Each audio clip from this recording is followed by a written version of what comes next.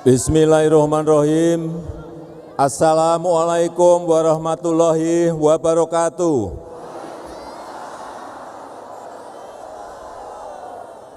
Salam sejahtera bagi kita semuanya, Shalom.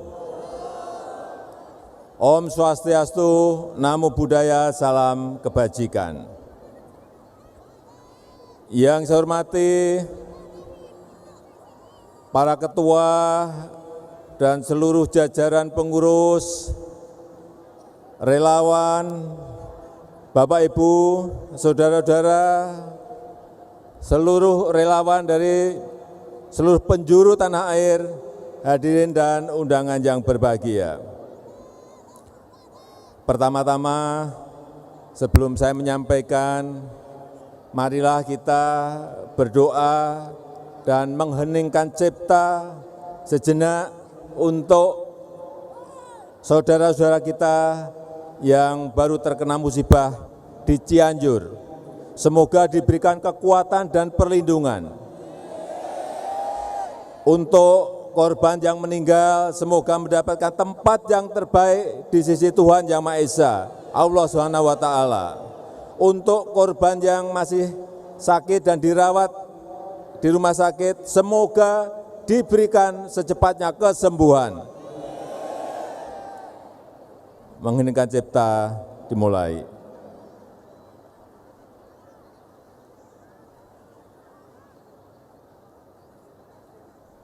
Selesai. Selamat pagi. Selamat pagi. Kurang semangat. Selamat pagi. Pagi hari ini saya sangat senang sebagai keluarga besar relawan, pagi hari ini kita bisa bertemu, bisa bersilaturahmi dalam rangka konsolidasi.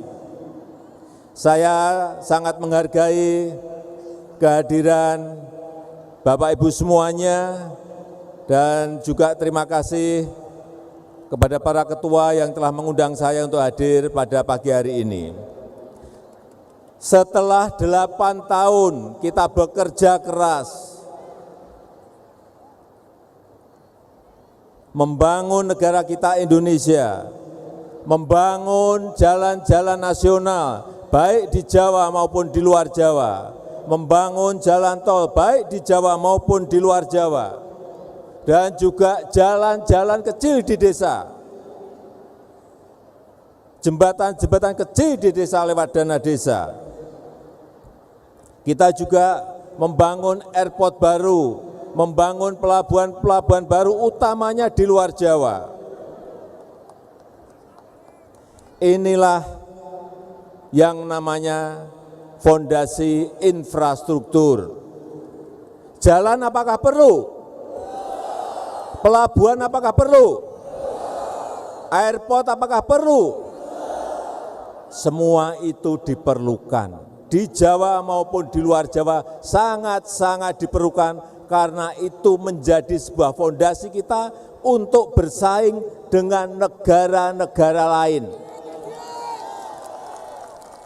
Tidak mungkin kita bersaing dengan negara-negara lain kalau jalannya becek. Benar? Tidak mungkin kita bisa bersaing dengan negara lain kalau kita tidak punya airport di provinsi-provinsi yang kita miliki. Benar? Dan dengan infrastruktur itulah rakyat diberikan kemudahan untuk membawa produk-produknya. Petani bisa membawa padinya dari desa ke kota. Nelayan bisa menjual ikannya dari desa ke kota karena ada infrastruktur. Setuju enggak? Dan juga produk-produk UMKM yang ada di kampung-kampung, yang ada di desa-desa bisa dibawa ke kota, bisa diekspor karena kita memiliki pelabuhan, karena kita memiliki airport, karena kita memiliki jalan-jalan. Dan kita tahu jalan tol di Pulau Jawa sudah sambung menyambung dari barat sampai ke timur. Kurang sedikit saja di Banyuwangi. Nanti tahun ini insya Allah tahun 2023 insya Allah akan dikejar untuk segera diselesaikan. Siapa yang rumahnya Palembang atau Lampung? Coba dulu sebelum ada jalan tol dari Lampung ke Palembang berapa jam? Berapa jam? Sekarang berapa jam?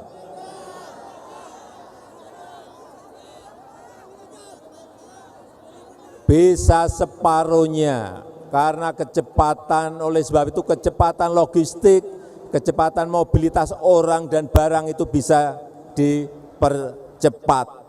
Kita juga telah membangun bendungan-bendungan plus irigasinya. Sampai akhir tahun ini 38 bendungan besar yang kita bangun. Ini untuk siapa? Untuk para petani di desa-desa kita. 74.800 desa yang kita miliki. Dan pembangunan, sekali lagi ingin saya sampaikan, pembangunan tidak Jawa sentris, tidak hanya di Jawa, tetapi pembangunan juga dilakukan di luar Jawa, dan justru sekarang lebih banyak yang di luar Jawa. Bapak Ibu setuju? Karena kita ini memiliki sekarang 38 provinsi, memiliki 514 kabupaten dan kota, memiliki 17.000 pulau. Jadi kalau yang dibangun hanya Jawa, yang di luar Jawa akan merasakan tidak adanya pemerataan. Betul enggak? Dan pembangunan infrastruktur itu akan menumbuhkan titik-titik pertumbuhan ekonomi yang baru. Akan ada titik-titik pertumbuhan ekonomi baru. Saya berikan contoh, di Mandalika. Dulunya Mandalika itu memang pantainya cantik, tapi karena tidak ada infrastruktur, tidak disiapkan dengan baik, tetapi setelah adanya sirkuit MotoGP, sekarang Mandalika menjadi titik pertumbuhan ekonomi baru. Coba dilihat, Bapak Ibu kalau pengen lihat cantiknya pantai-pantai kita dan laut kita, datang ke Labuan Bajo yang telah kita selesaikan, kita kerjakan. Itu juga titik pertumbuhan ekonomi baru di luar Jawa. Juga di Likupang, meskipun belum selesai, tetapi kita harapkan tahun depan akan diselesaikan. Likupang di Sulawesi Utara. Inilah nanti yang akan menjadi titik pertumbuhan ekonomi baru Indonesia. Artinya tidak hanya di Jawa saja, tetapi juga di luar Jawa. Juga daerah-daerah industri, Bapak Ibu sekalian bisa lihat, di luar Jawa sekarang ini berkembang sangat pesat. Coba dilihat di Morowali. Ada yang dari Morowali. Morowali sekarang menjadi kawasan daerah industri baru Indonesia. Juga yang berada di WDB, ada yang dari Maluku Utara, menjadi daerah, menjadi titik, menjadi sentra ekonomi baru karena di situ ada kawasan industri WDB. Kalau titik-titik pertumbuhan ekonomi baru ini semakin banyak di wilayah-wilayah di luar Jawa, maka lapangan kerja akan terbuka sebanyak-banyaknya. Setuju? Karena problem besar kita adalah lapangan kerja. Kenapa? Karena penduduk kita ini gede sekali, banyak sekali. 278 juta penduduk kita. Inilah yang menyebabkan ekonomi di daerah bertumbuh. Pembangunan infrastruktur besar-besaran selama 8 tahun, hasilnya mulai kita rasakan, tetapi akan lebih dirasakan itu 5 atau 10 tahun yang akan datang. Itu akan dirasakan oleh anak cucu kita. Inilah yang kita siapkan. Mulai dari sekarang, fondasi penting bagi membangun negara kita menjadi negara maju. Sekarang kelihatan, di negara-negara lain sekarang sulit semuanya. Dunia sekarang ini sangat sulit semuanya. Harga-harga semuanya naik sampai 2 kali lipat, 50%. Tetapi di negara kita bisa kita kendalikan dengan baik.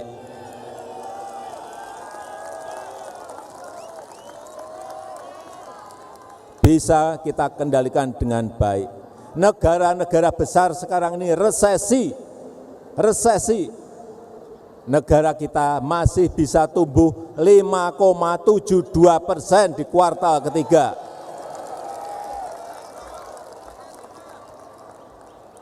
Hati-hati, kita semuanya tetap harus waspada, tetap hati-hati. Waspada dan hati-hati karena resesi global ini sulit dihitung, sulit diprediksi, sulit dikalkulasi. Oleh sebab itu kehati-hatian kita, kerja keras kita semuanya harus terus kita lakukan. Yang paling penting adalah bagaimana menarik investasi yang sebanyak-banyaknya untuk membuka lapangan kerja yang seluas-luasnya. Oleh sebab itu saya minta di daerah-daerah yang ada investasinya agar masyarakat ikut mendukung. Karena begitu ada investasi artinya lapangan kerja itu akan terbuka. Pertumbuhan ekonomi di daerah juga pasti akan ikut naik. Saya berikan contoh Maluku Utara. Dengan adanya industri WDB sekarang pertumbuhan ekonomi di Maluku Utara sampai angka 27%. Enggak ada di dunia sekarang ini bisa sebuah provinsi tumbuh 27%. Dan kemarin saat G20,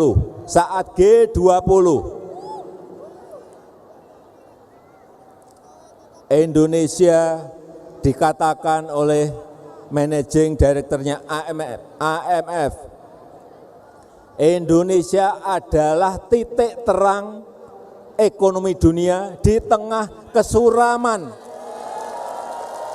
ekonomi global. Indonesia adalah titik terang ekonomi dunia di tengah kesuraman ekonomi global. Ini kita harus bangga. Karena semua negara sulit. Karena pandemi yang belum selesai, adanya krisis pangan, adanya krisis energi, adanya perang di Ukraina, adanya krisis keuangan, semuanya sekarang negara itu sulit semuanya. Kita patut bersyukur, wajib bersyukur karena negara kita masih bisa tumbuh sekali lagi 5,72%. Dan saat G20, Indonesia juga berhasil menjadi jembatan dari negara-negara yang saling berselisih. Kita berada di tengah, bisa menjadi jembatan, bisa diterima dari sini, bisa diterima dari sana, bisa diterima sebelah kanan, bisa diterima sebelah kiri. Artinya apa? Kepemimpinan global Indonesia sekarang ini berada pada titik puncaknya.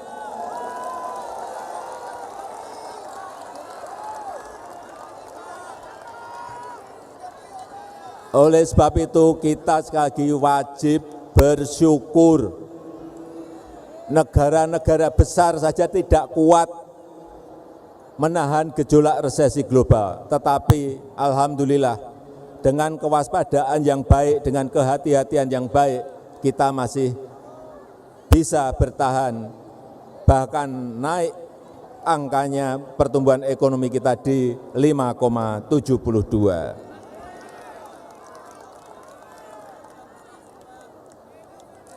Alhamdulillah, kita patut bersyukur, ini kita tidak sombong.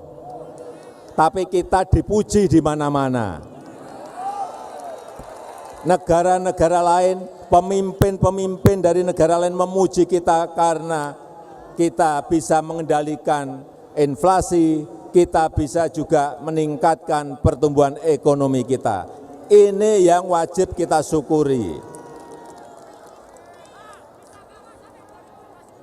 Oleh sebab itu, pembangunan yang sudah kita lakukan, reputasi global yang sudah kita raih, harus kita lanjutkan. Setuju? Saya ulangi, pembangunan yang sudah kita lakukan, reputasi global yang sudah kita peroleh, harus kita lanjutkan. Setuju? Dilanjutkan sampai 2029, setuju? Dilanjutkan sampai 2045, setuju? Dilanjutkan sampai seterusnya. Kita ingin negara kita di 2045 menjadi 5 besar ekonomi terkuat di dunia. Kalau kita konsisten bekerja keras, kalau kita berani memutuskan dan tidak takut terhadap negara manapun, saat kita menstop ekspor bahan mentah nikel, kita dibawa ke WTO, baru 2 bulan yang lalu kita kalah. Tapi keberanian kita menghilirisasi bahan-bahan mentah, itulah yang akan terus kita lanjutkan meskipun kita kalah di WTO.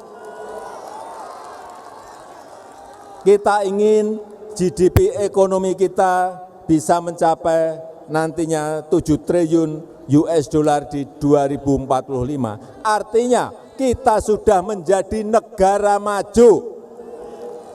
Tapi ini tidak mudah. Butuh kerja keras. Butuh kerja keras. Butuh kerja keras.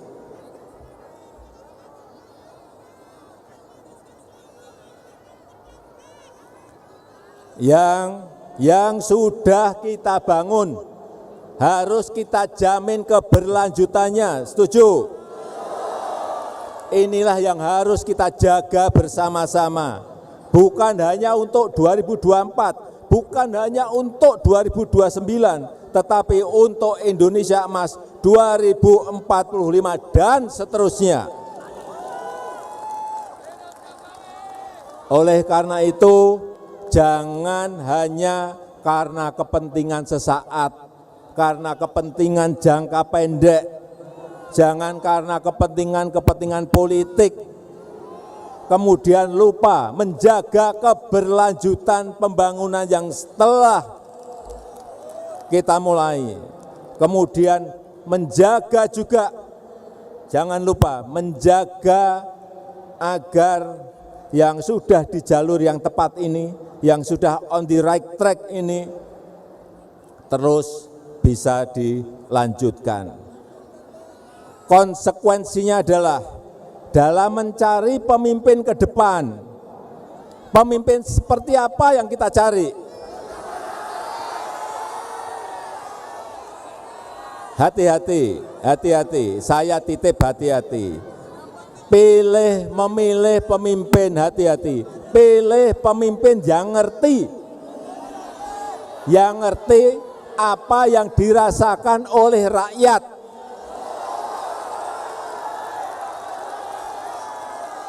Pilih nanti di 2024, pilih pemimpin yang ngerti tentang apa yang dirasakan oleh rakyat. Setuju?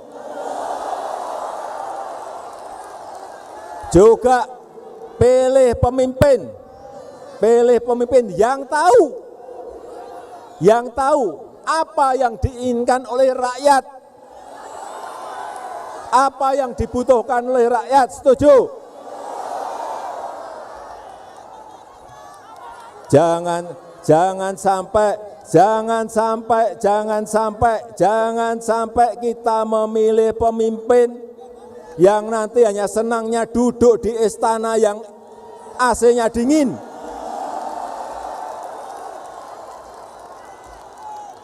Jangan sampai, saya ulang, jangan sampai kita memilih pemimpin yang senang duduk di istana yang AC-nya sangat dingin.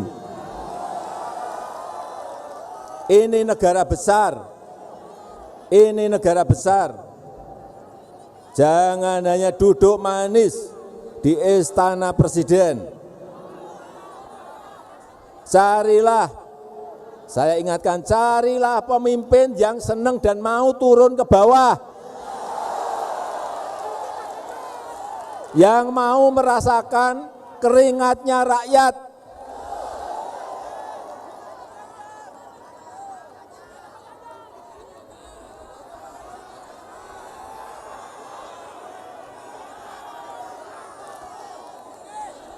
Perlu saya sampaikan,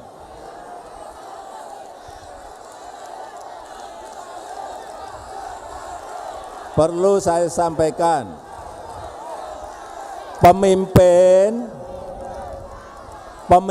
yang mikirin rakyat itu kelihatan, dari mukanya itu kelihatan. Dari penampilannya itu kelihatan. Banyak kerutan di wajahnya karena mikirin rakyat. Ada juga yang mikirin rakyat sampai rambutnya putih semua, ada.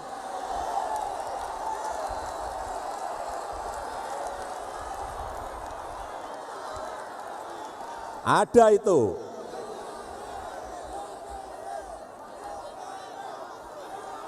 Saya ulang, jadi pemimpin yang mikirin rakyat itu kelihatan dari penampilannya, dari kerutan di wajahnya.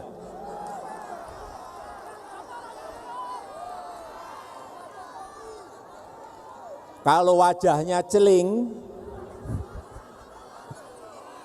bersih, tidak ada kerutan di wajahnya, hati-hati. Lihat juga, lihat rambutnya. Wah, kalau rambutnya putih semua, nah ini mikir rakyat ini.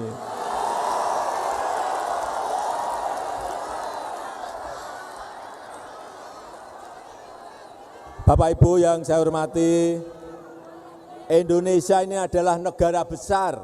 Indonesia adalah negara besar. Indonesia adalah bangsa besar.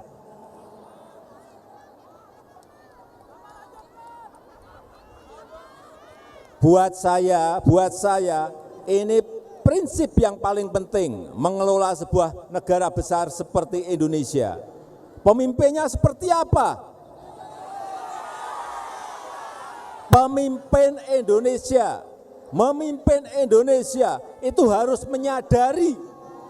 menyadari mengenai keberagaman Indonesia. Karena kita ini macam-macam, karena kita ini beragam, karena kita ini berbeda-beda semuanya. Suku, kita memiliki 714 suku yang berbeda-beda.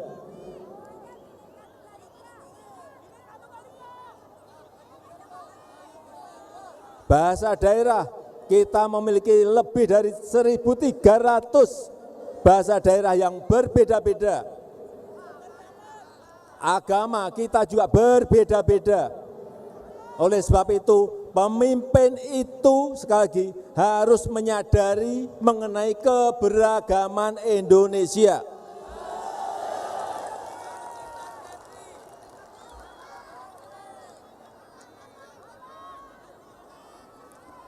Bapak Ibu, saudara-saudara sekalian yang saya hormati, terakhir kita harus yakin akan kemampuan kita sendiri. Sekali lagi, kita harus yakin akan kemampuan kita sendiri. Kita harus percaya diri dan optimis. Waktu kemarin di G20, semua lihat kan? Kita mampu berdiri tegak dengan kepala mendongak. di antara negara-negara besar dunia. Saya waktu salaman dengan mereka, dengan Presiden Biden, saya juga Presiden Joe Biden, saya salaman juga.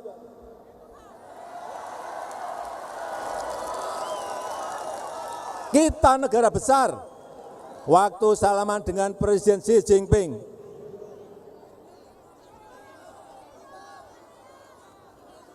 di sana negara besar, kita juga negara besar, saya salaman juga begini.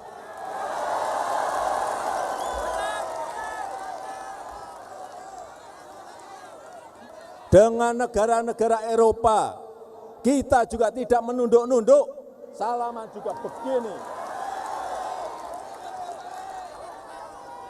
Kita harus percaya diri dan optimis, mampu berdiri tegak dengan kepala mendongak, menunjukkan bahwa kita adalah bangsa besar yang benar-benar memiliki keinginan untuk menjadi negara maju.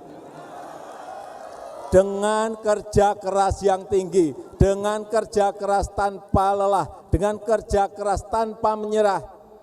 Jangan dikit-dikit mengeluh.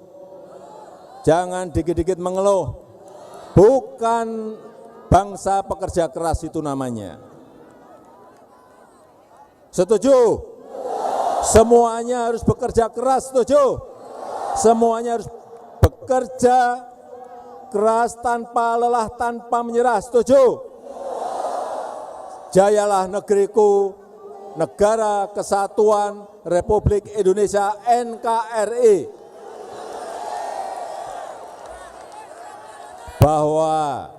Bahwa ada kekurangan-kekurangan, kita ini manusia biasa.